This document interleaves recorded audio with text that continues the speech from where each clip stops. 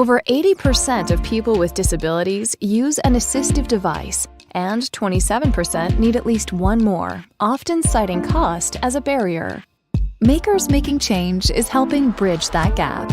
Our community of volunteers design and build assistive technologies you can download and request on our website. If you're looking for a solution, you can browse through our wide variety of devices, like simple bottle openers, assistive switches, and even more high-tech options like adapted toys and the lip sync. Once you've submitted a request, a volunteer maker will respond and collaborate with you to build the device. The best part of this volunteer platform is that you only pay for the cost of materials, no markups, and no inventory fees. Want to volunteer? We're open to makers of any skill level. Learn more and join the movement today at makersmakingchange.com. Hey everyone, and welcome to MMC Live. If you're new here, we host MMC Live to give you an update on what's going on. And every once in a while, Josie and I are going to be here talking about accessible gaming. My name is Tyler. I'm the accessible gaming lead for Makers Making Change, and I have Josie here with me, who's one of our mechanical engineers, who works both on the gaming work and our engineering team. Today, we are going to be talking about a little bit of, kind of update or kind of overview of MMC and gaming. If you're unfamiliar, we're going to go through a bunch of new technologies and resources that we found since the last time that we did this, give you an update on our game checkpoint program, and then we, of course, have our game recommendations for you. So to start off, talking a little bit about what is our role in gaming and kind of what we do here. So in the game program within Makers Making Change, which is a part of the national nonprofit Neil Squire, what we do is create various assistive technologies that are related to gaming. So things like assistive switches, joysticks, controller modifications, that sort of thing. It's not our whole library, but we do have devices on there that can be used for gaming. We also try to answer this question of where do we start? So if someone, either a clinician or a community leader or a gamer themselves is looking for resources on what technology to have in their space, how to get into adaptive gaming, that sort of thing, we can help answer that question. So we have a ton of resources on our website, or you can email us and talk to us directly. And we have a few different programs that we use to do that. So we'll touch on those a little bit later. For the tech and resources spotlight here, we're going to go through a couple of them. The first one I want to highlight is a custom Xbox adaptive controller mod that we helped collaborate on and worked on a little bit here recently. So the University of Toronto, some occupational therapy students collaborated with a person with a disability, Mike, who is also a gamer, to develop a custom controller. So there's a great article that was posted about this. And originally, the students had come up with the photo that you see on the left there, which is basically your kind of more traditional demo accessible gaming setup there, where you have a couple switches, some joysticks attached to an Xbox adaptive controller there on a table, and that allowed Mike to get back into playing games instead of using unable to use a standard controller. So as an alternative, be able to use those switches and joysticks to play the game. And then Mike actually used his design skills himself and 3D printing resources that he had available and turned that into his own custom controller there with like built-in arcade buttons, the MMC joysticks you see on the side. It's very cool setup that actually sits right on top of the Xbox adaptive controller. So it helps prevent a bunch of wiring going everywhere. And also, as you can see, fits nicely on the tray that Mike has there. Mike has a great quote here in that article about adaptive gaming's impact on him. So I'll read that out here. The controller that the occupational therapy students produced was a great reintroduction to get me back into playing video games. Since then, I've gone from being a wingman to flying solo. I've spent well over 400 hours of exploring open worlds and fighting mythical creatures and embarking on new adventures. The controller has not only opened new worlds of entertainment for me, it has also been an amazing form of therapy for my hands and arms. I'm forever grateful to Jacob, Tenzin, Maddie, and Tali, the U of T occupational therapy program, and Makers Making Change. So, that's obviously fantastic that Mike is able to, now get back into video games and also make that controller. As part of that too, he's going to be documenting that controller through our open AT documentation template.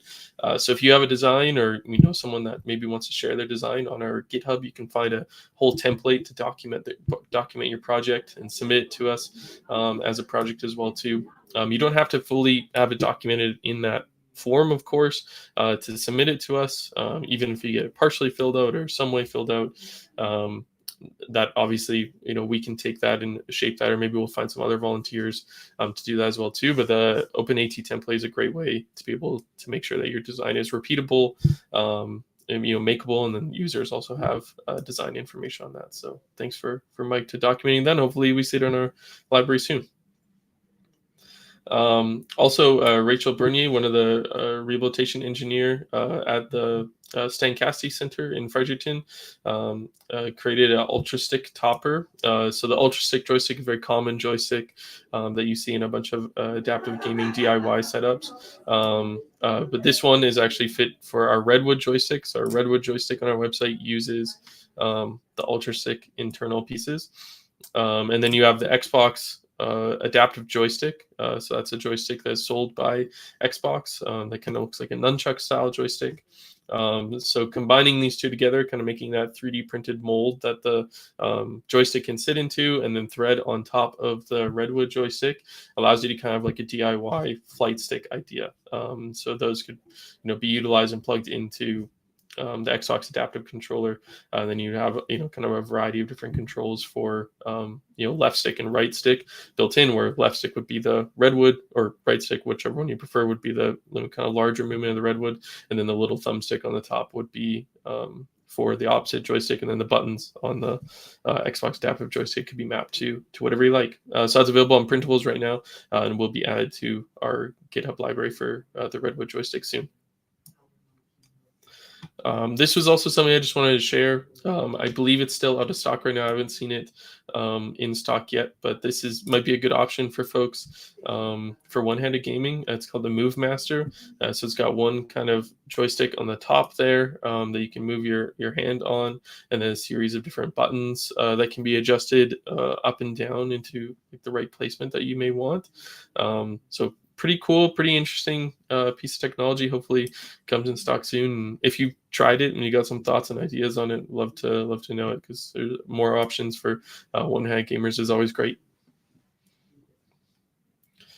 The other thing that device here that we've heard from recently, when I was actually at the Resna conference in, I believe it was 2023, they had kind of a demo of this at that conference, and then now it's a full product that's for sale now. It's called the Kinemo device. So you can see there, it's kind of like a motion sensor there that you have on like a wrist or wearable device, and then you can track these movements into different mappings. So there's up to 3 inputs that you can have. So in this example, they're using 1 tap, double tap, and then 3 taps of the wrist on a table to do switch scanning on a mobile device.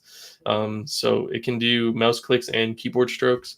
It can be connected to mobile devices and computers as well too. So really neat, interesting device, especially for folks that have maybe low strength or limited range of motion, that you could map that sensor to. The other piece of tech that we got in contact with here is Sense Pilot. So if you've heard of Cephalable before, some other facial tracking systems that are out there, another great option here. So you can map facial expressions, I think soon to be voice controls and maybe some other controls down the line, to inputs on keyboard and mouse essentially. And also head tracking ability as well too. So you can use it your head tracking as a mouse. There's also a really neat element here in terms of game mode.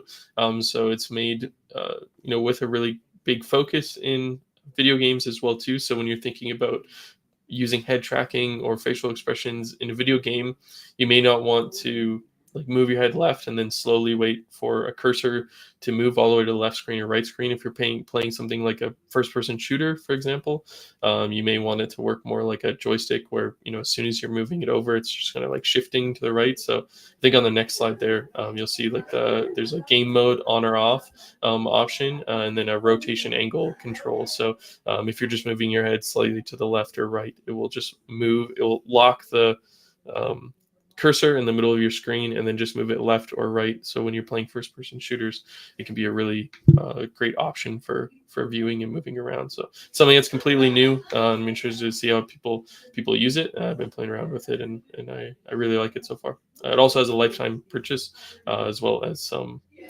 subscription options too. That's all I got for updates here today. I'll pass on to Josie to give us the game checkpoint update. Yeah, so the first thing I want to talk about is that we recently launched a new game checkpoint in Halifax, Nova Scotia. So in September, I traveled up there, and you can see a picture of me and the team on your screen. And we did the training with the team at Nova Scotia Rehabilitation and Arthritis Center. So the launch of this checkpoint now brings us up to 11 checkpoints across 8 provinces, which is really exciting. You can see all of our little photos. Eventually, they're going to get so small on this screen here. But yeah, you can see all the dots scattered around about. So we're really excited to launch this new one in Nova Scotia. Another exciting news is that we have received funding to launch more game checkpoints. These new checkpoints are going to be at centers that serve the spinal cord injury community. So if that applies to your center, stay tuned for more details to come in our newsletter and on social media. Yeah, we are going to be searching out centers that are keen about gaming. So let us know if that's you. And now, finally, as always, we're going to end out today's game program edition of MMC Live with some game recommendations. So my first game recommendation is Donut County, which is a game that many of you may know because we have been recommending it to all of our game checkpoints since we started the program. That's because this is just a really cute indie puzzle game where you move a hole around a screen, and as things fall in the hole, it gets bigger and bigger until you swallow up everything on the screen in the puzzle. As you play, the puzzles get more complicated and more of the storyline is revealed behind the raccoon controlling the mysterious hole that is destroying the whole town, because ultimately you're going to swallow bigger and bigger things like vehicles and buildings and anything you can imagine. This game is available on all platforms and is rated E for everyone 10+. The controls are very simple, which is what is great about it. It requires only one joystick and one button, and you don't often have to use them at the same time. Usually you're just sort of pressing A to advance through dialogues, and then your joystick is your main control. So it's a very relaxed game, no time constraints, and there's no risk of failure really, other than just not advancing to the next level. So you can kind of really take it at your own pace. There's also no spoken dialogue in the games. You can play it completely with the audio off, or if you can't hear, that works well for you because there's no hearing prompts that you need. This is a game that we love to recommend to those who only have access to one joystick, or anyone that wants to just practice their joystick skills before they advance to a more complicated game. It's a really great way to just sort of get those basics down pat. It's also great for like an adaptive gaming demo if you're at a booth or something, because you can leave the game running. People can just kind of come up, play a little, get a feel for the joysticks, leave. The next person will pick up where they left off. And we just find the style and simplicity of this game really pulls people in, even if they don't consider themselves gamers or even say that they don't like video games. People get pulled into this one. I have this game personally, and it's one of the few games I've completed 100%. So you can take that as a vote of confidence for it. Another game I want to recommend, I'm doing 2 this time, going a little bit rogue, but I also want to recommend Power Rush Simulator. It's another great game for practicing your joystick skills at your own pace, and this time using 2 joysticks. So once you have Donut County down pat, you can move on to Power Rush Simulator. It's another game that I have personally and I love to play.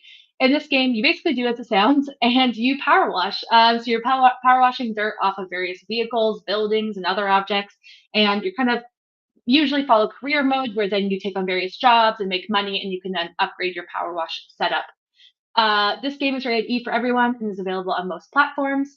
It uses 2 joysticks and multiple buttons on a controller, or a mouse and multiple keys if you're doing a keyboard and mouse setup like on PC. So very low pressure game, no quick reactions, no way to fail. Just keep working on it till you find all the dirt. And if you have a hard time, there's a menu which you can pull up and like flash what objects you're missing or still have dirt on. I found this game super relaxing, and I really like playing it when I just don't want to think too much.